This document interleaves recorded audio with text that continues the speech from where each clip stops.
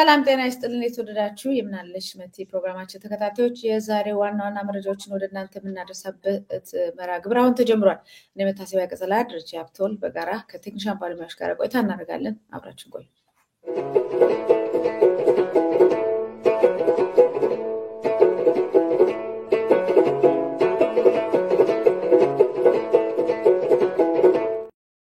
ደረጀ እንኳን ደህና መጣ። እንኳን ደህና ቆይሽ መቲ። ሰላም ነሽ? ሰላም ጤና ይስጥልኝ። ያው እንግዲህ በተለይ በትላንትና እውነት እዚህ መተን ያካፈልነው ዜና በተለይ የኢትዮጵያ ኦርቶዶክስ ተዋሕዶ ቤተክርስቲያን አማኞችንና አገልጋዮችን እንዲሁም ቤተክርስቲያኗን የሚያጠቃው እንቅስቃሴ በስፋት እንደተጀመረ የሚያወሳና ህዝቡን ያስቆጣ ነው። በጣም ከዚህ በፊት ብዙ እንደዚህ አይነት ነገሮች ተደርጓልና አሁን ትላንትና ራሱ ዜናውን እኛ ከሰራነው በኋላ ተመልሰን ስንገባ በሶሻል ሚዲያ በብዙ ቦታዎች ላይ ከፍተኛ የሆነ ቁጣ ቀስቅሷልና እስከመቼ እንደሚቀጥል አላቅምና ወደ ኋላ መለስ ይያልኩ ስመለከት ማህበረ ቅዱሳን ፔጃቸውም ላይ ሳይ ተደጋጋሚ ነገር ነው ለካ የሆነው። እኔ አሁን የመጨረሻውን ነው ትላንትና ዜና ይሰራነው። ምናልባት እሱንም በደንብ አስታውሰን ደረጀ። አመሰግናለሁ መቲ። ያው ይሄ ነገር አሁንም ቁጣ እንደቀሰቀሰ ነው። ምክንያቱም መጀመሪያ የተፈጸመው ግድያውና እገታው የተፈጸመው ጥቅምት 13 ቀን ነበረ። በአንደኛው ወረዳ ማለት ነው። አንዱ ሽርካ ወረዳ ነው፣ አንዱ ስሙ አይያዘኝምና በአንድ ቦታ ላይ ነበር የተደረገው። በዛ 14 ተገለው በርካቶች ታግተው ባልተመለሱበት ሁኔታ ስለነሱ ድምጽ እያሰሙ በደንብ እንደውም ዜናው ሳይሰማ አይቀርምሽ። እነሱ ናቸው እዛ ያሉት እየተማጸኑ ባለበት ሁኔታ ለአካባቢው መስተዳድር፣ ለወረዳ መስተዳድር፣ ለዞኑ አቤት እያሉ ባሉበት ሁኔታ ላይ በሁለተኛው ወረዳ ላይ ነው እንደገና 18 ለ19 ጥቅምት 18 ለ19 አዳር ነው እንደገና ዘግናኝ ጭፍጨፋ የተፈጸመው። ሌላው ተደጋግሞ መፈጸሙ ሲሆን አንዳንዶቹ ግድያዎች በጣም የሚዘገንኑ ናቸው። በርካታዎች ናቸው የተገደሉት። ትናንት እንደተናገርነው ከአንድ ቤተሰብ አባላት 5 መሞታቸው የታወቀበት ነው። 2 ወንድማማቾች፣ 2 እህቶች ምናምን እየተባለ ብዙ ናቸው ያሉት። ሌላው በተመለከተችው መቲ የ2 ዓመት ህፃን ልጅ ስሙም ተአምር ነው የሚባለው ልጁ በተአምር ተርፏል። የ2 ዓመት ልጅ ቤተሰቦቹ አልቀው እሱ እዚህ ተወቅቶ ልቦ አካባቢ እዚህ ጋር ስለታርፎበት የ2 ዓመት ልጅ ተርፏል። የ3 ዓመት የ4 ዓመት ህፃናት እዚህ ጋር ተተልትለው ምን ተብለው ምናምን በስለት ተርፈዋል በተአምር። አንዷ እንደዚሁ ከበርካታ ሰፊ ቤተሰብ ያላቸው መካከል እናት አባቷም ዘመዶቿም ሞተው የ4 ዓመት ልጅ ነች ተርፋለች። እነዚህ ልጆች አንድ ሰው ሊያሳድጋቸው ይችላል እንበል ተፈልጎላቸው አግኝቶላቸው ምንድነው የሚደረገው? በጭንቅላታቸው ላይ የሚቀረጸው ጠባሳ ያን አድገው ሲከተሉ ሲያድጉ ምንድነው የሚሆኑት? ምንድነው እየተደረገ ያለው? በዚህ መጠን በሚል ከፍተኛ ወቀሳ በማህበራዊ ሚዲያው ላይ በተለይ በሃይማኖት አባቶቻችን ላይ በኦርቶዶክስ ተዋሕዶ የሃይማኖት አባቶች ላይ በተለይ በገዛ ደግሞ የዋጃትን የእግዚአብሔርን ቤተ መቅደስ ተጠብቁ ዘንድ መንፈስ ቅዱስ እናንተም ጳጳሳት አድርጎ ለሾማችሁ ለራሳችሁና ለመንጋው ተጠንቀቁ ተብለው አደራ የተሰጣቸው አባቶቻችን ይሄ ሁሉ መከራ እየደረሰ ዝም የሚሉት ለምንድን ነው? ይሄ ብቻ አይደለም። ትናንትና ኤምኤስ ላይ ዲያቆን ዮሴፍ ከስፍራው የነበረው ሌሎችም እንደሰማነው እንደተናገርነው ነው አውቆ የቀሰቀሰም ግድያው ዝም የተባለውና መፍትሄ ያጣው በመንግስት መዋቅር የተደገፈ ነው ብሎ ተናገረ። አረጋግጠናል። ብዙ ቦታ ደርሰን ቸክ ለማድረግ ይደናል። ተመሳጥነው የፈጸሙት ግድያ ነው ማለት። ይሄ ብቻ አይደለም። ስማቸው ለጊዜው አልጥቀሳቸው ትናንት የተባለው አንድ የሃይማኖት አባት ስለባለፈው ከ4 ቀን በፊት ስለተፈጸመው ግድያ ዜና ተሰርቶ ነበር፣ ቪዲዮ ተጭኖ ነበር። እሱም ቪዲዮ አውርድ ብሎ አስረድተውታል። መንግስት ይቆጣል።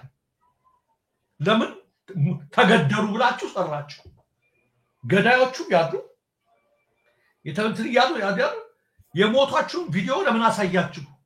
ምክንያቱ ምንድነው? መንግስታችን ይቆጣል፣ አሁን ጥሩ ግንኙነት ነው ያለን ብለው ቪዲዮውን አስወረዱት። ይሄ ሲሰማ ማን ነው ያስገደለን ያለው ነው የምትይው? አንዴ ሊገልሽ የተነሳ አካል አለ። ምዕመናኑ አደራ የተሰጣቸው ቤተክርስቲያን አደራ የተሰጣቸው አባቶች እንኳን ጠበቃ ሊቆሙልሽ ነፍስ ይማር ማለት አቅቷቸው ነፍስ ይማር ማለትም አቅቷቸው ሌሎች ስለዚህ ጉዳይ እየሰሩት አጥፉ እስከ ማለት ከደረሱ ምዕመኑ ተቆጣ። በርካቶች ተቆጡ ከፍተኛ ተቃውሞ ነው እየተሰማ ያለው ዛሬ ሲኖዶስ አንዴ ላስታውስ ደረጃ ወደ ሲኖዶሱ መረጃ ከመሄዳችን በፊት እንደው ማህበረሰቡ በደንብ ሊያስታውሰው ይገባል ይሄ ግብጽ መታ ያረጋችው አይደለም ኤርትራ መታ ያረጋችው አይደለም በኢትዮጵያ ውስጥ በኢትዮጵያውያን የተደረገ ነገር ነውና አይናችን እያየ ጆሮአችን እየሰማ ዝም ያልነው ነገር መሆኑን እንዲታወቅ ነው እንግዲህ አሁን ይሄ ከዚህ በፊት የወጣው በአርሲ ሀገረ ስብከት በኖኖ ጃዊ ቀበሌ የሚኖሩ 14 ከእናንተ ሰርተናል 14 ኦርቶዶክሳውያን በአሰቃቂ ሁኔታ ተገደሉ የሚል ወጥቷል ከዛ በኋላ ደግሞ ይቀጥላል በዚሁ ላይ እንግዲህ ይሄንን ብለን እንዳበቃን ወዲያው በተከታታይ የወጣው ዜና ማህበረ ቅዱሳን ላይ በቀደም ትላንትና የሚሰራንበት በምስራቅ አርሲ ሻርካ ወረዳ ነው እንግዲህ ሄላ ዘባባ ቀበሌ የሚኖሩት ዳክተር 3ቱ መገደላቸውንና 4ቱ መታገታቸው ተሰማ ብሎ ከዛ በኋላ እየጨመረ ይመጣል በወረዳ ባለፉት 2 ዓመታት 115 በላይ ኦርቶዶክሳውያን 115 በላይ ኦርቶዶክሳውያን መገደላቸውና ከ16 በላይ አብያተ ክርስቲያን ዘጋታቸው ከ16 በላይ ይሄን በረም ተዘርፈዋል ከዛ ውስጥ የታገቱ ያልተመለሱ የተዘረፉ ክርስቲያን ተዘርፈው ባዶ ሆነዋል ከመዘጋታቸው ማለት ተመልከት አሁን ደግሞ በመረጃ በምስራቅ አርሲ ሀገረ ስብከት በሆንቆሌ ወረዳ በቀቅሳ ቀበሌ ጥቅምት 18 እና 19 አጥቢያ ከምሽቱ 4 ሰዓት ላይ 5 ምዕመናን በታጣቂዎች መገደላቸውን ምዕመናን ለማህበረ ቅዱሳን በቴሌቪዥን በስልክ አስረድተዋል ይላል ማለት የጥቂቱ ሰለባ ከሆኑት መካከል የአንድ ቤተሰብ አባላት የሆኑ 2 ወንድማማቾች እና 2 እህትማማቾች የሚገኙበት ሲሆን በተጨማሪም አንድ ኦርቶዶክሳዊ ከቤተሰቡ አባላት ጋር መገደሉን በደረሰን መረጃ ታውቋል ሙሉ ቤተሰብ ነው እያለቀ ያለው አሁን ይሄንን ጄኖሳይድ አይደለም ምንድነው ብላምን ብለው በሰው እልቂት እንትን የሚሉ ሙሉ ቤተሰብ እንደዚህ የሚያልቅበት ጉዳይ መሆኑን እንደው ለማስታወስ ነው ደረጃ ቀጥል ይቅርታ አመሰግናለሁ ይሄ ነው ይሆነ ያለው በ3 በ4 ወረዳ ነው ሰው ግንዛቤ ሊኖረው ይገባል አዘጋገባችን እኛም ስላላደረግነው ሰሞኑ ዝም ብሎ ትናንት የተፈጸመ ይመስላል አንዳንዶች ሲያዩት ትናንት አይደለም በሳምንት ውስጥ ነው 3 የተፈጸመው በአንድ ቦታ መንግስት የለም ወይ ትችላላችሁ አስተዳደር የለም ወይ ትችላላችሁ እንዳትሉ የተቀናጀ ግድያ ነው እዛ ያሉ ሰዎች ናቸው የተናገሩት ለዮካቸው ሳይፈሩ ለምን ይሄን ነገር ለማስቆም ከመጀመሪያው ጀምሮ ስሉት ነበር ለካብረው ነው የሚያደርጉት ዋጋ አላገኘም ድካማችን እንደውም ምንም ምላሽ ሰጡን ማልቻሉ እነሱ እንዳሉበት ሁሉ አረጋግጠን ነው ስለዚህ የተቀናጀ ግድያ ነው እየተፈጸመ ያለው በዛ ላይ የሚያመው መቲ አባቶች አለመጮሃቸው ዝም ብለው መክረማቸው ሳያንስ እንደውም የሲኖዶስ ስብሰባ ሰሞኑን የተጠናቀቀው እርግጥ ጠንካራ መግለጫ ወጥቷል ይባስ ብለው አንድ አባት ቪዲዮ አውርዱ ስለሟቾቹ አትናገሩ መንግስት ይቀየመናል ካሉ ለምንድን ነው ብልጽግና ፓርቲ ጽፈት ቤት ውስጥ የሆነ መዋቅር ተሰጥቷቸው ዛው ማያገለግሉት እንዲህ አይነት አባቶች ለምንድን ነው የፖለቲካ ጉዳያቸውን የብልጽግና ድጋፋቸውን ይዘው ቤተክርስቲያናችን ላይ የሚቀመጡት የተቀመጡት እኮ በጳውሎስና በጴጥሮስ ወንበር ላይ ነው የተቀመጡት እኮ በአባቶች በረኞች ወንበር ላይ ነው እዛ ቦታ ላይ እኮ ሲቀመጡት በጎችን ጠብቆችን ጠብቅ ግልገሎችን አሰማራ የሚለው ለአምላካዊ ቃል ታምኜ ነው ብለው ነው ለተኩላ ልጆቻቸውን አሳልፈው ሊሰጡ አይደለም ተኩላው ሲመጣ ከበጎቻቸውን ለማዳን ራሳቸውን ሊያስቀድሙ ቃል የገቡበት ምህላ ላይ ፈጸሙበት በዚህ ምክንያት ነው በጣም ተቆጥተዋል አቡነ ጴጥሮስም ከአሜሪካ ሆነው ተናግረዋል አሁን ሀዘናቸውን ገልጸዋል የአርሲ ጉዳይ ልቤን ሰብሮታል እየደረሰብን ያለው መከራ ከምንሸከመው በላይ ነው ቃላት አጣሁለት እንደዚህ ትንሽ መግለጫ ይሰጡ የነበሩ አባቶችን ከቦታው ላይ ያስነሷቸው ለምን እንደሆነ ሁላችንም እናውቃለን ልክ ነው አየ ከተኩላዎች መጠበቅ የነበረባቸውን አባቶች አባረው ራሱን ተኩላውን ያስገቡት ስለዚህ መገደል ብርቃችን አይሆንም ማለት ነው አዎ እነሱን አስነሱና ለምንድን ነው ሞተ የምትሉት ብለው ቪዲዮ የሚያሰሩዱ አባቶችን ቦታው ላይ ያስቀመጡ ይሄ ነው ይሆነ ያለው መዋቅሩን ሲያበላሹትም እኛ አስቀድሞ ገብቶናል ምክንያቱም ዳንኤል ክብረት ካሁን በኋላ ብሏል ያኔ ጥቁር ከለበሰች ከቤተክርስቲያን በኋላ አብይን የሚቃወም ይችን ፎቶ በኋላ እንሄድባታለን አብይን የሚቃወም ኦርቶዶክስ ውስጥ አይኖርም እንሰራዋለን እንዳለው ነው የሰሩት አብይን የሚቃወም ብልጽግናን የሚቃወም አባት እንዳይኖር አድርገን እንሰራታለን እንዳለው ስለሚያውቀው ቤቱ መመላለሻው እንደዛ ያደረጉ ነው ያሉት ስለዚህ መከራ እጅግ ከፍቷል ቅዱስ ሲኖዶስ በዛሬው ዕለት መግለጫ አውጥቷል። ከማለት ከሚል እስኪ ከመግለጫዋ የመጨረሻዋን አባባል ብቻ እስኪ ብቅ አድርግልኝና እዚሁ ላይ እንመልከታት። ያው ውግዘት ነው፣ በመጀመሪያ ላይ ውግዘት ነው። ቅድም እንዳልነው ተመልከች እንግዲህ በጉና በመርቲ በሽርካና በሆሎንቆ ዋቢ ወረዳዎች ውስጥ አይሽ በብዙ ወረዳዎች ውስጥ የተፈጸመው ጥቅምት 14 ለ15 እንደገና ጥቅምት 17 ለ18 እንደዚህ 3 ምና እየደ እንደገና ወረዳ 5 ምንድነው ጥቅምት 18 ደግሞ ለ19 ይያል 3 ጊዜ መፈጸሙን ይዘረዝራል። እነሱ በከባድ ሀዘን ተመልክተናል እናወግዘዋለን ከአሉ መጨረሻ ላይ ነች እንግዲህ ጉዳይ በመሆኑም ጉዳዩ ቀጥታ የሚመለከታቸው መንግስታዊ አካላት ይህን ኢሰብአዊ የሆነ ተግባር በጽኑ በማውገዝና በህገ መንግስቱ የተረጋገጠው በህይወት የመኖርና የእምነት ነፃነት መብትን እንዲያስከብሩልን ይህን አስነዋሪ ድርጊት የፈጸሙትን ህገወጥ ግለሰቦች ለህግ በማቅረብ የህግ የበላይነትን ከማረጋገጥ በተጨማሪ በቀጣይ እንዲህ አይነቱ ህገወጥ ተግባር እንዳይደገም አስፈላጊውን የህግ ከለላ በመስጠት ኃላፊነታቸውን እንዲወጡ ቋሚ ሲኖዶስ መንፈሳዊ ጥሪውን ያስተላልፋል። በመጨረሻም በደረሰው ጉዳት የተሰማንን ከፍተኛ ሀዘን በድጋሚ የገለጽን ለሟች ቤተሰቦች ለመላው ኢትዮጵያ መጽናናት በመመኘት በግፍ ህይወታቸውን ላጡ ወገኖቻችን እግዚአብሔር አምላክ ረፍተ ነፍስ እንዲያድልልን ቅድስት ቤተክርስቲያን ትጸልያለች። የኢትዮጵያ ኦርቶዶክስ ተዋሕዶ ቤተክርስቲያን ቋሚ ሲኖዶስ ይላል። የተለመደ ነው መግለጫው። መንግስት እርምጃ ይወሰድልን ነው የሚሉት። መንግስት አስተዳደር ማለት ነው፣ ያዋቀረው መስተዳደር አካል ማለት ነው። እንዳልኩት ነው ራሱ ቃውን የደበቀውን ሰው አፋልገኝ እንደማለት ነው መግለጫው። በእርግጥ ይሄን ነው ማለት ሊሉ የሚችሉት መጀመሪያ እንደመነሻ ደረጃ ይሄን ነው የሚሉት ማውገዝና ለህግ ይቅረቡ ማለት ነው ሊሉ የሚችሉት። ከዚህ ግን ፈርዘር እንዲህ አይነት መግለጫ ሙዚቃ ሆኗል። አንከሳሱ ዝም አላለ በራሱ መዋቅር ስር የተፈጸመ ነው። ከዚህ ማረፍ መቻል አለባቸው አባቶቻችን። ተቆጥቷል ከዳር እስከ ዳር የቤተክርስቲያን ልጆች ሳይቀሩ በቅርብ የሚያገለግሉት ሳይቀሩ አባቶቻችን እኮ በዚህ ልክ ተከብራችሁ ይሄን ነገር ሁላችሁ ያድርጋችሁ የምትሄዱት በምእመኑ ነው። በምትገለገሉበት ነገር ሁሉ ከመእመኑ መቀነትና ጥሪት የሚሰበሰብ ሙዳይ ምጽዋት ነው። ከዚህ ብዙ የሚገኘው ቤተክርስቲያን ሀብታም ናት ይባላል። ሀብቷ ነዳጅ ስላወጣች አይደለም፣ ሌላ ነገር ስላላት አይደለም። ከመእመናን የሚሰበሰበው ገንዘብ የኢትዮጵያ ህዝብ ባይበላም ቢቀርበት ለቤተክርስቲያን ሲባል ያለውን የሚሰጥ ህዝብ ስለሆነ በዛ ነው እናንተም ሀብታም የተባላችሁት። የሀብታሟ ቤተክርስቲያኖች አባት የተባላችሁ። ይሄን መጠበቅ አለባችሁ። ለዚህ መመን ካልቆማችሁ ምንድነው ተስፋችን ነው ያሉት ትናንትና አይተሽ ከሆነ ቤተክርስቲያን የሚያገለግሉ እነ ጋዜጠኛ መስከረም ጌታቸው ሳይቀሩ ጽሁፍ ጽፈው ምንድነው ተስፋችን? ምንድነው ምንላችሁ? እናንተ እንዳንወቅሳችሁ ከበደን አባቶቻችንን ተናገሩት እንባላለን ብለን ወደራሽ ይቅ በእናንተ ዝምታኛን አስጨነቀን እንዴ? እስከ መቼ ድረስ ነው እንዲህ አይነት ነገር እየደጋገማችሁ የምትወጡ የሚል ጠንካራ ነገር ነው። እንደነገርኩሽ አሁንም በዛ አካባቢ ከተፈጸሙት ግድያዎች የሚወጡ ምስሎች በጣም የሚዘገንኑ ናቸው። መቲ ያሳዝናሉ። አባቶቻችን ከዚህ አልፈው ጠንከር ያለ እርምጃ መውሰድ አለባቸው። ካልሆነ ህዝቡን እየጠበቁ አይደሉም፣ ቤተክርስቲያን እየጠበቁ አይደለም። ካልሆነ የናብይን ጉዳይ ማስፈጸም ብቻ ከሆነ ስራቸው የቤተክርስቲያን ልጆች በራሳቸው እንደዛ ማህበራዊ ሚዲያ ላይ በራሳቸው የሚያደርጉትን ያደርጋሉ። የቤተክርስቲያን ልጆች ሲነሱ በአባቶች ላይ ጭምር ነው የሚያደርጉት። ያኔ ምዕመናን ከተቆጡ ብታስተዳድሩት ቤተክርስቲያን አይኖርም። ዛሬ ወጣቱ ከዳር እስከ ዳር እየተቆጣ ነው፣ እያዘነ ነው።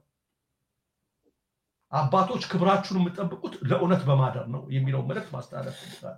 አዎ አሁን እንግዲህ የኢትዮጵያ ኦርቶዶክስ ተዋሕዶ ቤተክርስቲያን እንደሚታወቀው ሃይራርኪካል ነች። ከላይ ወደ ታች ነው። ከጎን ሁሉም ከላይ የሚሰጠውን መመሪያ በአስተምህሮቱ በቀኖናም በዶግማም በሁሉም ከላይ ወደ ታች ነው የሚመጣው እና ለዚህ ነው ከላይ ያለውን መምታት ከታች ያለውን ሁሉ ማጥፋት እንደሆነ ስለሚታወቅ ከላይ ተመታ። ከላይ የሚፈለጉ ሰዎች ገቡ። ዝም የሚሉ ቪዲዮ የሚያስወርዱ አትናገሩ የሚሉ መንግስትን አትንኩብን የሚሉ ሰዎች እንዲመጡ ቀስ ተብሎ ተሰራና ከዛ መመኑ እያለቀሰ ምንም እያለ ግን አባቶች መመሪያ ከላይ አልተሰጠንም ይሄን አርጉ ተብሎ ከአባቶች ትእዛዝ አልመጣም ብሎ ዝም ብሎ እየተከነ እንዲቀመጥ ነው። እንግዲህ ይሄ ቤተክርስቲያን አሰራሯ ነው፣ አከብራለሁ።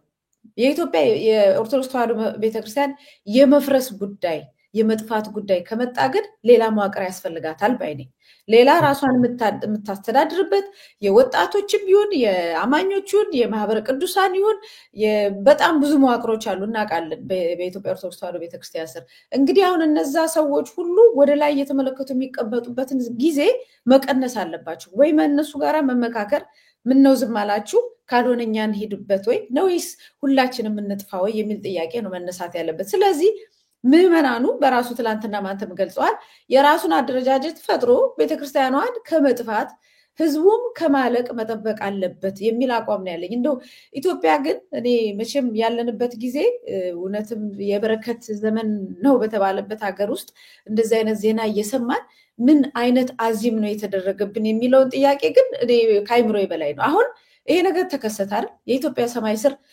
እየተባለ በሶሻል ሚዲያ ብቻ ነው የሚገለጸው አሁን ተመስገን እንደውም ቅዱስ ሲኖዶስ አንድ መግለጫ ወጣ ብዙ ጊዜም እንደውም አይወጣም ነበር ይሄም ከዛ ውጪ ግን ዝም ነው ምንም ዝም ትላልቅ ሚዲያዎች ዝም ወፍ እኮ የተከበር ምንም ዝም የሞተበት አይመስልም ሀገሩ ይሄ ሁሉ ደም እኮ በሰማይ ወደ ሰማይ የሚጮህ ደም ነው እኮ ተራ ደም እኮ አይደል የሰው የንጹሃን እኮ ሊዋጉ አልወጡ እግዚአብሔርን አማኞች አምላኪዎች ስለሆኑ እንዲዋጋ የሚከፍሉ ከሆነ ነገ እኔ በሰማይ በሰላም እኖራለሁ የሚል ሰው ሞኝ ነው ምክንያቱም የመጣው የዋሆችን ጨዋዎችን አማኞችን የሚያጠፋ መንፈስ ነው እንዴት ነው በቤቱ ቁጭ ብሎ ሰው ሊድን የሚችለው በቃ ኦልሞስት እኮ እንደዚህ አይነት የጭካኔ ያረመኔነት መንፈስ ያላቸው ሰዎች መጥተዋል ማለት ነው እየመጡ አይዛጋ ናቸው ያሉት ስለዚህ ኔጋ እስኪደርሱ ድረስ ትንሽ የመኖር ቻንስ አለኝ ብሎ ዝም ማለት ነው ወይስ እንደዚህ አይነት ነገር በምድሪቷ ላይ ሊኖር አይገባም ማለት ነው ለአንድ ለኢትዮጵያ ዜጋ ተገቢው ጥያቄ የሚሆነው የኢትዮጵያ የእስልምና እምነት ተከታዮች አንዳንድ የሙስሊም እስልምና ተከታዮች ነግበኔ በል እያሉ ለጥፎታል አይቼዋለሁ የካቶሊክ ቤተክርስቲያን ራሷ ቤተክርስቲያን የእስልምናው መጅሊሱ የኦርቶዶክሱ የፕሮቴስታንቱ የሲቪክ ማህበራት የፖለቲካ ሲቪክ ተቋም ነን የምንል የፖለቲካ አባል ነን የምንል ባለስልጣን ኢትዮጵያዊ ነን የምንል ይሄ የእውነት ዝም ተብሎ የሚታለፍ ነገር ነው በኢትዮጵያ ምድር ላይ ይሄንን አልፎ ሰው ነኝ ኢትዮጵያዊ ነኝ ዜጋ ነኝ ማለት ይቻላል በጣም ትልቅ ጥያቄ ነው በደመነፍስ አያገባኝም ብሎ ብላይንድ አይናቸውን ጨፍነው እንዳላይ የሚታለፉት ነገር ነው አይደለም ምክንያቱም እየነገርናቸው ነው ይሄ ሆኗል ብለን እኛ ተናገርን ዜና ወጣ በሚዲያዎች መጣ ውሸት አይደለም ቅድም እንዳልኩት ግብጽ አላረገችው ኤርትራ አላረገችው በኢትዮጵያ ምድር ላይ ነው አይ መንግስትን አላደረገውም ብለው ከፈሩ እንዴ መንግስት እኮ ነው ያደረለው እኮ ማለት ብቻ አይደለም ይሄ ነገር ያረጉትን እኮ አስቁሞ አያውቅም ጠብቆ አያውቅም አዝኖ አያውቅም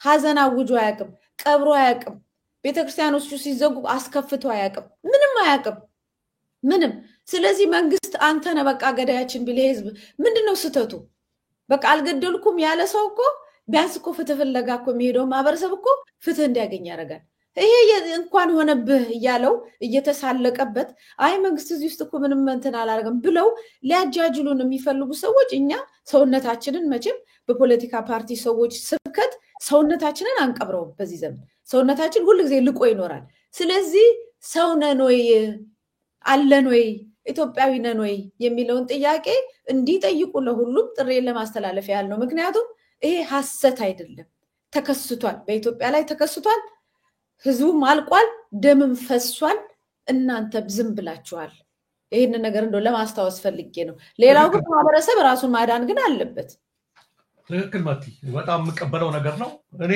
አንዳንዱ ሰው ይሄ አውቀ ይደነቆረውና ያበለጸገውን አይደለምሽ ይሄ ሁሌ እንደብለው ድስት ቀራጊዎቹን አይደለምሽ ከዛ በመለስ ሚዛናዊ ነኝ የሚል አማኝ ነኝ የሚል ራሱ ይገርመኛል እኮ ነው እኛ ስለወደብ ምናምን ተውስንል የሆነ የጥቅም ጋር ያረታዎች እንጂ በወደብ ማጥር ነው ይላሉ ወደብ ስለወደብ ታወራለህ እያንዳንዱ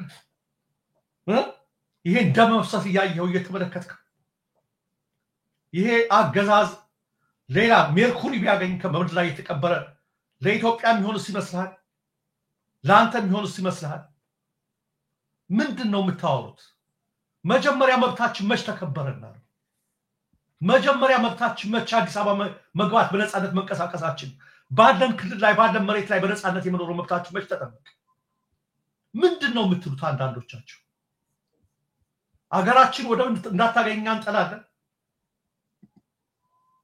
ሌላ ነገር እንዳይኖር ምን ጠላ ሆነን ነው እኛ ያልን ያለነው መጀመሪያ እስኪ በሰላምና በነጻነት እንኑር አሉረን ነው በግፍ የሚፈሰው ደም ይቁም ነው ዘነዝም ብለህ ታቦራጭቅ ነው ያልን ያለነው የትናንትና ህፃን ልጆችን ደም ብትመለከቱ የሁለት ዓመት ልጅ አንድ ዓመት ልጅ በስለት ተወጋግተው ብትመለከቱ አፍ አይኖራችሁም ነበር ተመልክቷል እንዳላየ አንዳንዶቹ አይተው እንዳላዩ ነው እኛ ይሄ ስለገባን ነው ይህ አገዛዝ ብቁ አይደለም ሀገርን የሚያከፍራ አገዛዝ ነው ጥያቄያችን ገና አልተፈታም የመኖር እንደ ሰው የመኖር የህልውና ጥያቄያችን ሲፈልጉ በሃይማኖታችን ሲፈልጉ በብሔራችን በፈለጉት መንገድ እንትን ያደረጉ የሚፈልጉትን እያሰዱ ነው ከ37 ቤተክርስቲያን 16 ተዘግቷል ሲባል ቅዱስ ሲኖዶስ አንዱን አልከፈተም አንዱን እንኳን አልተከፈተም ምን እየተደረገ ነው እየጸዳ ደግሞ መክፈት አይቻልም ባሉበት አካባቢ እየፈረሱ ይሄዳሉ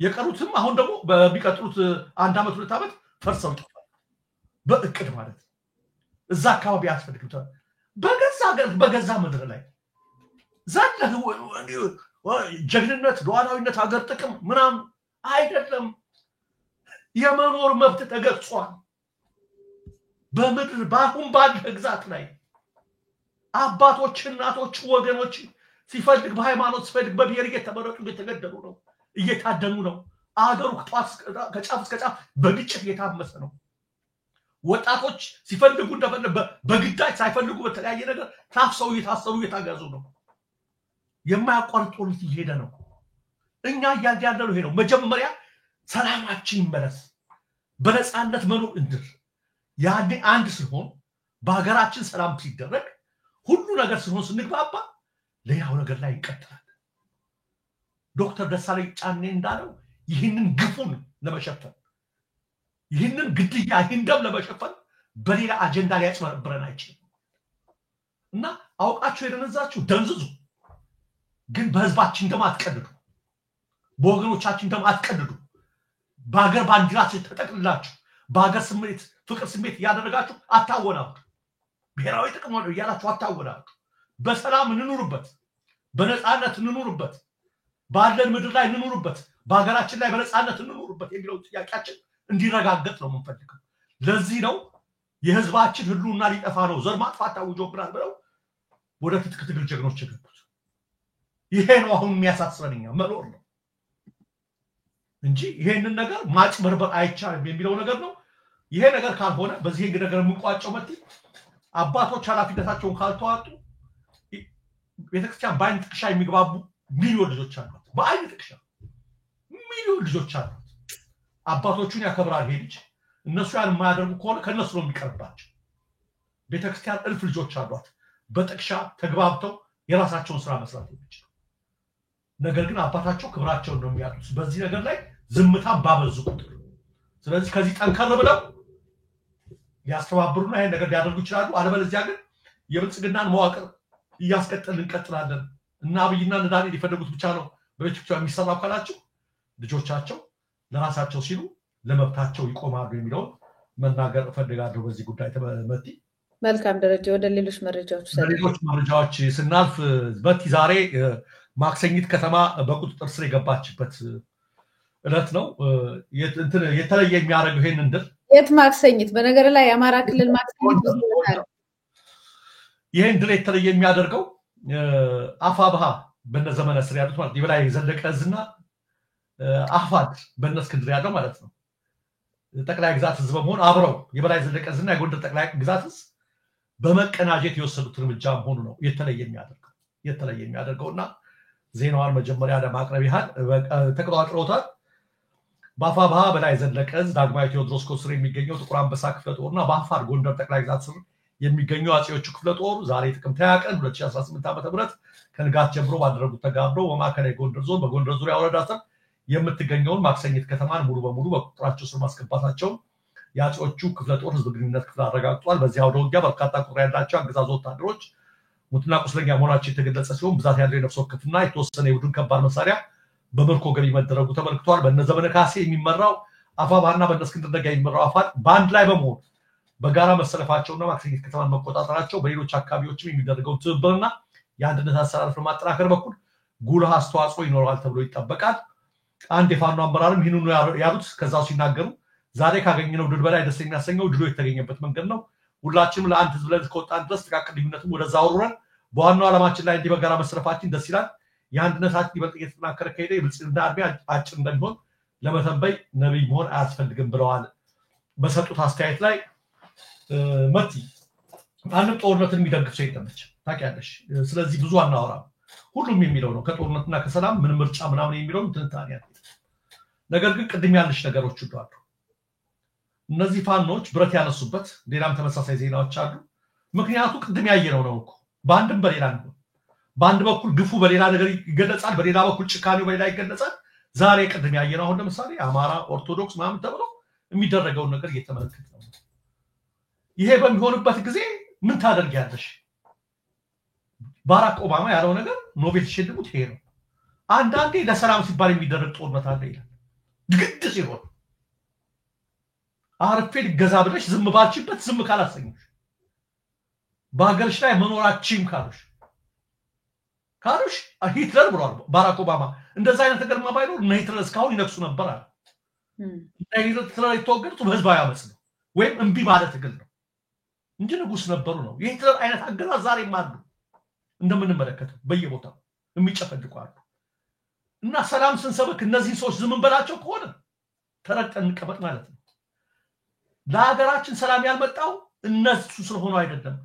ጦርነት አገዛዙ ላይ ያለው ስልጣን ላይ ያለው አካል እንደ ሂትለር ከሆነ ግዴታ ለሰላም ሲባል የሚደረግ ምን አለ ጦርነት አለ። ይሄ ኖቤል ሽልማት ስለሸለማችሁ ነገ ጧት ከአልቃይዳ ጋር ተደራደር እንዳትሉ፣ ነገ ጧት ከሂትለር ወዳጆች ጋር ተደራደር እንዳትሉ ነው ያላቸው ኦባማ። ሂትለርን ከሚመስሉ መንግስታት ጋር ተደራደሩ እንዳትሉ፣ ምክንያቱም ለሰላም ሲባል የሚደረግ ትግል አለ። ያ ነው እንትኖችን ያስወገዳቸው ናዚዎችን ያስወገዳቸው ፋሽስቶችን ያስወገዳቸው ያለ ይናገራል።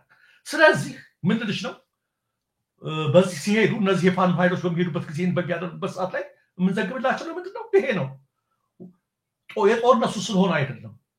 ለሀገር ሰላም ስንል ነው። አንዳንዴ ለኢትዮጵያ ሰላም ስንል ነው። ስልጣን ላይ ያለው አገዛዝ አድሏዊ አገዛዝ ነው። ህዝቡን በእኩልነት ማስተዳደር አይፈልግም፣ አልቻለም።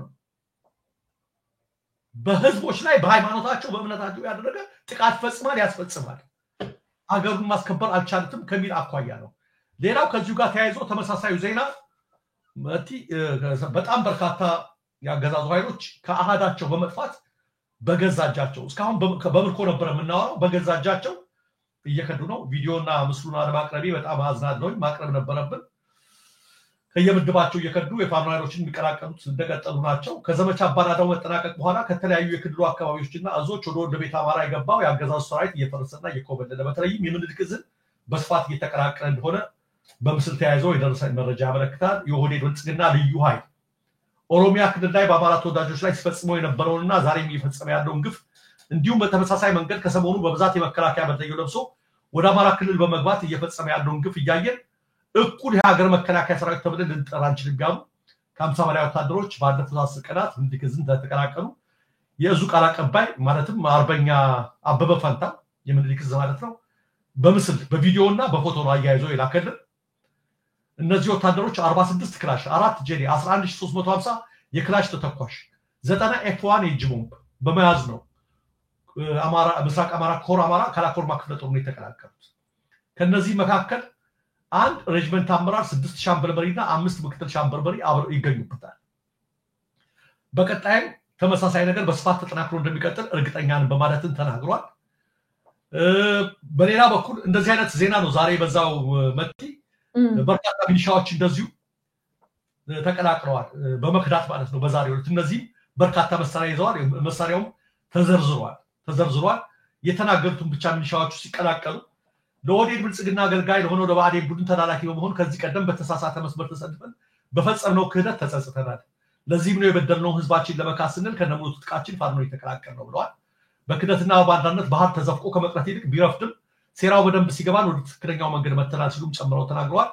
ከነዚህ መካከል የሚሊሻ አዛዡና የሚሊሻ ጠርናፊው ሻለቃ ምስጋና ወኔው፣ የሚሊሻ አመራሩ ኮንስታብል የኋላሸት ግርማይ፣ ብሬን ተኳሽ ወርቁ አዲስን ጨምሮ ሌሎች 8 አባላት ይገኙበታል የሚለውና በርካቶች በየጊዜው እየከዱ በመምጣት ላይ ነው የሚገኙት። በብዛት ለሚመጡት ደግሞ በአግባቡ አቀባበል እየተደረገላቸው ነው። ያ ብቻ አይደለም። በጣም የገረመኝ አገዛዙ በሴት ታጋዮች ላይ ፋኖች ላይ ያን ግፍ ፈጸመ እየተባለ በቤተሰቦቻቸው ላይ ያላደረገ በሚባልበት ሰዓት ላይ አንድ ቪዲዮ ተልኮልኝ በጣም ሲገርመኝ ነበር።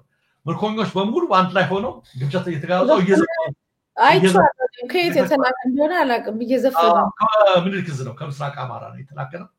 በደንብ አድርገው ተንከባክበው እንዳይጨነቁ ማለት ነው እያሳሳቋቸው የያዙበት ሁኔታ ነው የሚገኝ። ሰብአዊነት ሲቪላይዝድ የሞራል የበላይነት ሲኖርሽ አሸናፊ ስትሆኝ ይሄ ነው የምታረጊው። ቀለል አድርገሽው ነገሮችን የምትመለከቱና እነዚህ ዜናዎች አሉ። መቲ ሌላው በዚህ ፓርላማ ላይ አንድ ፎቶ ታይቷል። ቅድም አንድ ተመሳሳይ ዜና ልጨምርልህ ደረጃ። ያው ቅድም አንተ ባልከውም ላይ እንትን ማለት መጨመር ስለፈለኩ ነው። መቼም ጦርነትን የሚደግፍ የለም፣ ነገር ግን አማራጭ ከማጣት የተነሳ ሰዎች ነፍጥ ይዛሉ የሚል ነው የሰጠው አስተያየት። እኔ ደግሞ አማራጭ ከማጣት የተነሳ ብቻ ሆኖ መንግስት የፈቀደውንና የፈለገውን መንገድም የመጠቀም ሂደት ነው የተደረገው። ምክንያቱም መንግስት እኮ አማራጭ አጥተህ እኮ አቢዩዚቭ ገቨርንመንት አምባገነንም ሆኖብህ እኮ በሰልፍ በጥያቄ በሰላማዊ ሰልፍ አድማ በማድረግ በምናምን እኮ የምትታገልባቸው ሀገሮች እኮ ብዙ ሀገሮች አሉ። ይሄ ሙሉ በሙሉ ዝግ ነው። ኢትዮጵያ ዝግ ስለሆነ የመጨረሻውና ብቸኛው የቀረው ህይወትን ለማትረፍ የቀረች እንትን መንገድ ራስን መከላከል ነው። ራስን መከላከል ነው ነፍጥ ይዘን። ይሄ የዚህ መንግስት መገለጫውና የፈለገው መንገድ ነው። የመረጠው መንገድ የፈለገው መንገድ ነው እንጂ ሰልፍም ተወጥቷል፣ ጥያቄም ተጠይቋል። በሌላ መንገድ ብዙዎቻችን ስንናገረው ነበር። አይ በጦርነት ነው የምፈልገው ብሎ ስለመረጠ ወደ ጦርነት ወደ ጫካ ውስጥ ተገብቷል ማለት ነው። እና ከዛም የተነሳ ለሁሉም ሀገራት ይሄንን ነገር ምላሽ እየተሰጠ ነው ያለው። እንደምታውቀው አሁን ኤርትራንም በሚመለከት በእንደዚህ አይነት እንቅስቃሴ ሂደት በመጀመሩ አሁን እኮ ያዩት እንግዲህ ኤርትራ ከግብጽ ጋር ሆና ልትመታን ነው የሚል እንደገና ህዝቡን ነው መጀመሪያ ማን ነው ወደዛ የሄደው የሚለውን ጥያቄ መጠየቅ አለብን። ምክንያቱም አሁን ፕሬዚዳንት ኢሳያስ አፈወርቄ እንትን ናቸው ያሉት የግብጽን በጣም አስፈሪ ነው። እኔ እንደ ዜጋ አፈራለሁ፣ አብይ አልፈራም፣ የመጣው ይምጣ ምናምን ነው። እኔ እንደ ዜጋ አፈራለሁ። አሁን የምርጥከው የጦርነት መንገድ ይሄ ስለሆነ እንግዲህ እኛም ወደዛው እንሂድ ነው አይደለም። ይሄ አሁን ጦርነቱን ወደ ማክረድ ወደ ከፍተኛ ቦታ ላይ ጦርነቱ ተራመደ ማለት ነው፣ ከፍ አለ ማለት ነው። ከግብጽ ጋር አንድ ላይ መምጣት ለኢትዮጵያ በጣም አደገኛ ነው። እንደዚህ ጋር ይሄንን ጠርተህ እንዴት ታመጣዋለህ በኢትዮጵያ ህዝብ ላይ? ይሄን ሄደ ጠርተህ ጎትተህ እንደዚህ አይነት ነገር አሁን ዜና ሁሉ እሱን የሚያወራው እንደዚህ ስለሆነ ቀድመ እንትን በለው ምናምን አይደለም። በዚህ መንገድ በመመረጡ ይሄን መንገድ ስለተገፋበት ያኛውም አካል ራሱን ዲፌንድ ለማድረግ ወደ ግብጽ ሄደ። ግብጽ ደግሞ ኃይለኛ አቅም አላት እናውቃለን። ሌሎቹም ጋር ወደ ሱዳንም ተሄዷል። ገና እነ ቱርክ ምን ያህል እንደሚሳተፉባት አናውቅም። ኢትዮጵያ ላይ እንደምታውቀው ባለፈው በሶማሊያ ጉዳይ ጊዜ ቱርክ ገብታ ነበር ከሶማሊያ ጋር። አሁን ያለበትን ሁኔታ አናውቅም።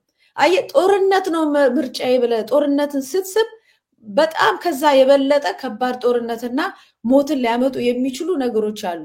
ስለዚህ ፕሬዚዳንት ኢሳያስ አፈወርቄ ከግብጽ ጋር ሄዶ ተነጋግሯል። አሁን እኔ ለምን ተነጋገረ ዘላለማዊ ጠላት ልል አልችልም።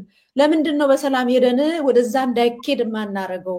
ለምንድን ነው ይሄ መንገድ አያዋጣንም? እኛ ቤተሰቦች ነን። ይሄ ነገር በሌላ መንገድ እንፍታው ለምንድን ነው የማይባለው የሚለውን ጥያቄ ያው እንግዲህ ወደዛ የማክረሩ ነገር የሚያመጣብንን ፈተና ለማሳየት በዚሁም ዜናውን ላጋራው ብዬ ነው። ቴንክ ዩ። አዎ ዛሬ ሄደዋል 5 ቀን የስራ ጉብኝት ከአልሲሲ ጋር። ልጅ አቦካው ለራት አይበቃ የሚባል ነገር አለ። መጀመሪያም ከኤርትራ ጋር ሰላም ሲደረግ ከ20 ዓመት በኋላ ደስ አለን። ግን ምንድነው በምን መስመር ላይ ነው የሚለው ነገር ስላልጠራ ያኔም ግንኙነታችን አብይ የፐርሰናል ጉዳይ ነው የሚያደርገው የሀገርን ጉዳይ። ሰሞኑን ፓርላማ ላይ እንደሰማችሁ እኔና ጌታቸውን ያየ ይላል። እኛ የሚያሳስበን የጌታቸውና የሱ መፋቀርና መጣላት አይደለም። የሚያሳስበን ህወሓትና ፌደራል መንግስቱ ሲጣሉ ሀገር ይታመሳል። እንደ ሀገር ነው እኛ የምንመለከተው።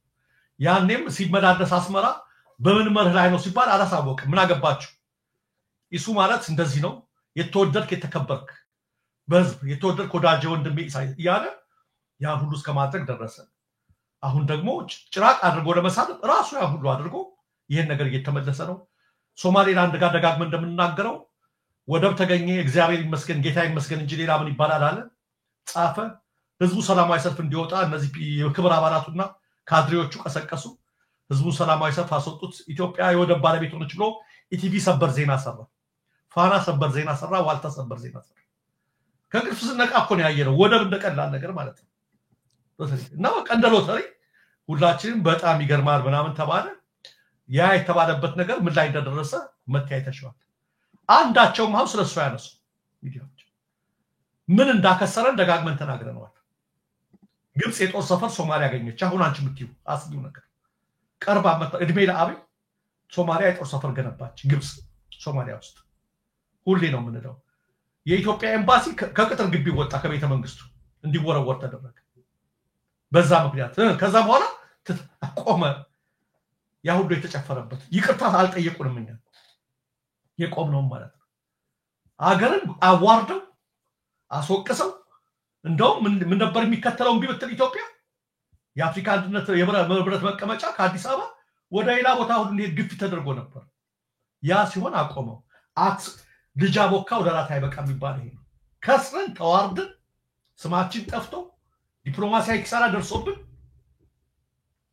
አጀንዳው ተዘጋ እንዴት ከዚህ መማር ያቅተናል አንቺ አልሽ ይሄን ነው ከዚህ ተምረን እንዴት ነው ህጋዊ መንገድን ማናጠብቅ እንዴት ነው ሰላማዊ መንገድን ማጥበቅ የሚያቀት በቃ እንደ አድቬንቸር ምናምን በቃ እስራኤል እንዴ ተናገረኩ እንትንን ያየ ፍልስጤምን ከዲን ያየ ማለት ዩክሬን ያየ ምን ያየ ልክ እሱን ደራሱ ተቀምጦ ምናምን በድሮን ሄመታ ምናምን ገና ከዚህ እንትን ያለ አይመስለኝም ያገር ውስጥ ታጣቂዎች መሻቸን ነው ያገር ውስጥ ታጣቂዎች ሰራዊትን በትነውታል በየቀኑ የተማረከ ነው ያን ነገር ያደረገ ባለበት ሰዓትኛ ደግሞ የሚያሳስበን በዚህ ምክንያት ከጎረቤት ሀገር ጋር ጦርነት ቢከፈት ሊፈስ የሚችለው ደም ያሳስበናል ይሄን የሚያማክሩ የሉም የአንድ ሰው አገዛዝ ነው ያለው አማካሪዎቹ ይሄን ነገር በለው ያሉ እንደንተኑ ጊዜ ያጨበጭ ቪቫ ያሉ ያጨበጭቡ በልበል የሚሉ ናቸው በነገራችን ላይ አማካሪ ስም አንድ ፎቶ አለ እስኪ ማህበራዊ ዘርፍ አማካሪ የመደመር መጽሐፍ ጻፊ የጋዜጣዊ መግለጫ የሚጽፈው እነዚህ መጽሐፎች ሁሉ የሚጽፋቸው ብዙዎቹ እሱ ናቸው እናቃለን ያው የተሰማ ነገር ነው ከውስጥ ምንጮች ሰሞኑን ይሄ እንደዚህ ሆኖ መታየቱ ብዙዎችን ያነጋገረ ነው አንዳንዶች ጌታቸው ረዳ መቅረብ አብይ ጋር እጅግ አሳስቦታል ይያሉ ነው አላቅም እንግዲህ ነገሩ ይሄ ነው ሊያሳስባቸው የሚችለው እንዲህ አይነት ሰዎች ከዛ የተሻለ እንትን ከመጣባቸው ከነሱ የተሻለ በጣም ወርሺፕ የሚያመልክ ምንም ያል ከመጣባቸው ይሄ ነገር ነውና በርግጥም የደነገጠ ይመስላል ዳኒ እዚህ ጋር ፊቱ መጨረሻ ዞሮ ዞሮ የሚቀር አይደለም መመት ዞሮ የሚቀር አይደለም የፈለግሽውን ያህል ሂደት ብትጂ ዳንኤል ለአብይ ከደማ መገርሳ ሊቀርበው አይችልም ማንንም ከዚህ ሊቀርበው አይችልም ማንንም እርግጠኛ መሆን አይችልም እርግጠኛ ልትሆኝበት ልትተማኝበት የምችለው እኔ በራሴ እርግጠኛ እንዳልሆንኩ ታውቂያለሽ አንዳንዴ እርግጠኛ ልትሆኝበት በማን ላይ ነው በጌታሽ ላይ ነው በመታመልከው አምላክ ላይ ሁላችንም እርግጠኛ መሆን የማይጥለን የማይከዳን የማይተው ለቃሉ ታማኝ ያለውን የሚያከብር የፈጠረን አምላክ ያምላክ ደግሞ ለዳንኤል ጸጋ ሰጥቶት ነበር ዳንኤል ከዛ አምላክ ጋር በነበረበት ጊዜ ብዙ ጸጋና ብዙ የህዝብ ሞገስ ሙሉ ነበር ብዙዎች ነበሩት ከዛ እግዚአብሔር ከሰጠው ጸጋ ከዛ ሞገስ ይልቅ ዳንኤል የፈርዖን አገልጋይ መሆንን መረጠ የአካብ አገልጋይ መሆንን መረጠ እንደምትመለከቱ ነው ዛሬ ቢሰጋ ነፈርዖን እና አካብ እንደ እግዚአብሔር አይደግ ቃላቸውን አይጠብቁ የነሱ ፍቅር አይተነዋል እነ አርጤክስስ ፍቅራቸውን አይተነዋል ባቴር ጊዜ የራሳቸውን አገልጋይ ሃማን ነው የሰቀሉት መጨረሻ ላይ ሲያልቅ ስለዚህ ይሄ ፎቶ በጣም እየተዛወረ ሳይውና መደንገጡን ስመለከተው አሁን ላይሆን ይችላል ግን ቀናለች ይቺ ሁሉ ቤተክርስቲያን ላይ የምትደረገው ነገር ላይ በተለይ እጅ ካለች ከጀርባ የተደረገች ከንከሽካለች ዋጋ ታስከፍላለች አሁን ላይ መስነድ ይችላል አሁን ንጉሶች ሻመት ንገስ እየተባለ በእልልታ በምን ይደለቅ ይችላል የመጨረሻው ግን የፍርድ ቀን ስትመጣ አትቀርም ከዚህ ልክ የቀደመችው መንገድ የተሻለች ነበረች ለነዳንኤል አይነቶቹ የቀደመችው የፈጣሪ መንገድ ከህዝብ ጋር ከወገኖች ጋር ከቃዲስ በረሃ መንከራተት መረጥኩ ያሉት የነሙሴ መንገድ የፈርዖን የልጅ ልጅ ከመባል ዞርበል ያሉት ያ መንገድ ነበር የሚቻለው ሆኖ የሚሆነውን እድሜና ጤና ይስጠን እግዚአብሔር እንመለከተዋለን መጥቲ ይሄን ለማለት ነው መልካም መረጃዎቻችን ከጨረስን እንደው በመጨረሻ ሳል ሳልጠቅሰው እንዳላልፍ ብዬ ነው። ዶክተር ደሳለኝ ጫኔ ምላሽ ሰጥቷል። ትናንትና በርግብ ጥያቄው በመልሱ ላይ የተነሳበትን ተቃውሞ በደንብ አድርገን ገልጸነዋል። አንተ በደንብ መረጃ አቅርበህልናል እና ዛሬ በጠዋቱ ስነሳ በሶሻል ሚዲያ ላይ ምላሽ ጽፎ ነበር እና አዘንኩ። መቼም ብዙ መጽሐፍቶችን ወደኋላ እዚህ ከኋላ ያሉትን መጽሐፍቶችን ብዙዎች ብታያቸው ለኢትዮጵያ ታላላቅ ነገር የሰሩ ሰዎች በክብር ኢትዮጵያ ውስጥ አልተቀበሩም፣ በክብር አልሞቱም። አዝነው ነው የሞቱት፣ ተሰብረው ነው የሞቱት። ብዙ ዋጋ። ለዚህ ነው ኢትዮጵያ ሀገር የሞኝነች ተላላ በጣም ትክክል ነው። በጣም ይሰራል፣ ለዘመናት ሲሰራ የቆየ ነው እና አንድ ሰው ጥያቄ በመጠየቁ ይሄ ታይቶኛል፣ ይሄ ነገር ችግር አለው ቢስተካከል ብሎ በመጠየቁ የደረሰበት ጫና እንዳሳዘነው የሚያሳይ ስለሆነም ነው ድጋሚ እዚህ ወጥቶ መመለስ ያለበት እና የተቃውሞ ትችት ኃላፊነትን መወጣት እንጂ ባንዳነት አይሆንም ብሎ እኔ ሁሉንም ላነበው አይደለም። ክስ የተጠየቀበትን የተነሳበትን ክስ አንዳንድ መስመሩን ተናግሮታል። ክስ 1 የአስመራን መንግስት ወኪል አገልጋይና ባንዳ ነህ ተብያለሁ ነው። ክስ 2 ኢትዮጵያ የባህር በር ማግኘቷን ትቃወማለህ። እንግዲህ እዛ ላይ እንዳላለና አካሄዱ ይስተካከል እንዳለ ተናግሯል። ክስ 3 ሁልጊዜ ትችት ብቻ እንጂ አማራጭ ሀሳብ የለህም ተብያለሁ። እንግዲህ ይሄ ሀሳብ አብዛኛውን ጊዜ ፖለቲካ ሀሁ ከማይረዱ የገዢ ፖለቲካ ካድሬዎች በተደጋጋሚ የሚነሳ ነው። አንድ ተቃዋሚ ፓርቲ የህዝብ ችግሮችንና ሮሮዎችን እንዲሁም የመንግስትን ክፍተት ማሳየት ዋናው ስራው ቢሆንም በጥያቄዎችና በንግግሬ ግን ከመተቸት ያለፈ ግልጽ አማራጭ የፖሊሲ አቅጣጫዎችን አቅርቤያለሁ። የጸጥታ ጉዳይን በተመለከተ አማራጭ ለአማራና ለኦሮሚያ ክልሎች ከወታደራዊ አማራጭ ውጪ የተለየ ፖለቲካዊ መፍትሄ እንዲፈልግ ጠይቄያለሁ። ከትግራይ ኃይሎች ከፋኖ እና ከኦሮሞ ነጻነት ሰራዊት ጋር መንግስት የገባበትን ሁኔታ በአርቆ አስተዋይነትና በድርድር እንዲፈታ በግልጽ አቅርቤያለሁ። የኢኮኖሚ ጉዳይን የተመለከተው አማራጭ የኑሮ ውድነትን ለመቆጣጠር መንግስት አዲስና አስቸኳይ እቅድ እንዲያቀርብ እንዲሁም ወሳኝ ማህበራዊ ወጪዎችን ሳይቀንስ የውጭ ዕዳውን ለመክፈል ሚዛናዊ የፊስካል ፖሊሲ እንዲከተል ግፊት አድርጌያለሁ። ሐመሯ የውጭ ግንኙነት ጉዳይን የተመለከተው አማራጭ የመንግስት ከፍተኛ የፖለቲካ አቅም የውስጥ የፖለቲካ ግጭቶችን ለመፍታትና ከዜጎች ጋር ዘላቂ ሰላም ለመፍጠር እንዲውል በግልጽ ጠቁሜያለሁ። የኢህአዴግ የውጭ ፖሊሲ ጠንካራ ጎን የነበረው መርሆ የውስጥ ሰላም የውጭ ስኬት መሰረት ነው የሚለውንም እኔም የምገዛው የውጭ ጉዳይ ፖሊሲ መርህ ነው። እንደ ማጠቃለያ በገዢው ፓርቲ ላይ በማንኛውም ጊዜ የማቀርበው ትችቴ ለሀገርና ለህዝብ ጥቅም ቆሜ የምጠይቀው ህጋዊ የፖለቲካ ትችት እንጂ በቅጥረኝነት የመጣ አይደለም። የገዢው ፖለቲካ ኃላፊነት የፖለቲካ ትችትን በአላዋቂነት የብሔራዊ ክህደት ክስ ለማኮላሸት ከመሞከር ይልቅ ለቀረቡት ወሳኝ ጥያቄዎች አሳማኝና ተግባራዊ ምላሽ መስጠት ነው። የኔ የፖለቲካ ስራ ትኩረት ደግሞ በተረዳሁት ልክ የህዝቤን ህልውናና የኢትዮጵያን ዘላቂ ጥቅም ማስከበር ነው። የተቃዋሚ የፓርላማ አባላት የሆኑ ወዳጆቼ አቶ ባርጠማና አቶ ብርሃኑ ጋር በምክር ቤቱ ጥያቄ ባቀረቡት ጊዜ በወቅቱ የተወሰደ ፎቶ ብሎ ሶስቱ አንድ ላይ ባሉበት ላይ ፎቶን አስቀምጧል። ከዛ ላይ ሲጠይቅ በከትላንት በስቲያ ማክሰኞ ፓርላማ ያቀረብኳቸው ጥያቄዎች በሚሊዮን የሚቆጠሩ የኢትዮጵያን ህይወትን የሚመለከቱ መሰረታዊ ጉዳዮች ላይ ያተኮሩ ናቸው እና የሚል እንትን ብሏል። የኔ ግል ጉዳይ አይደለም ብሎ በደንብ ላስተምራቸው የሄደበትን ርቀት ነው የምታየው ደረጃ። በደንብ አብራርቶታል። ይህንን ለማካፈል ያህል ነው። እንግዲህ የዛሬውንም እንደዚሁ ሰዓታችን ስላለቀ በዚሁ እናቁም። እጅግ በጣም አመሰግናለሁ ደረጃ ሀብተወልድ። ቴንኪዩ መቲ፣ አመሰግናለሁ። መልካም አድማጭ ተመልካቾቻችን ስትከታተሉት የቆያችሁት የዛሬው ምናለሽ መቲ ዋና ዋና መረጃዎችን የምናቀርብበት መርሃ ግብር ነበር። መረጃዎችን እኔና ደረጃ ሀብተወልድ በዚህ መልኩ አቅርበናል። አስተያየታችሁን፣ ጥያቄዎቻችንም እንደዚሁ በስልክ ቁጥራችን እንደዚሁም በምናለሽ መቲ@gmail.com እንድትልኩልን አድራ እንላለን። ሰላም ቆዩ።